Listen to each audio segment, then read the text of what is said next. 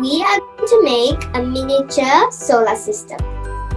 Our solar system consists of 8 planets and the Sun. The planets are Mercury, Venus, Earth, Mars, Jupiter, Saturn, Uranus, and Neptune. To make a small model, use a metal tray, buttons, magnets, paper, felt, paint, and markers. Cut the magnets equally and get a bigger piece of magnet for the felt sun. The rest of the magnets will be for the planets' names and the planets, the rocket, the spaceship, and the astronauts. Use scissors to cut the shapes out. Color them in, then you can use glue to stick the magnet onto the sun, planet name tags, rocket, astronaut, and alien spaceship. This is how to make a miniature solar system. The last product will end up being like this. Wow! Show it closer.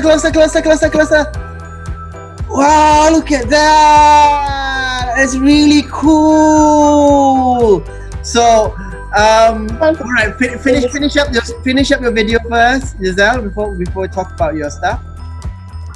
Thank you everyone for joining me in this art and crafts, and please leave a like on this video, subscribe, and please on the notification bell so you won't miss any of our new art and crafts videos.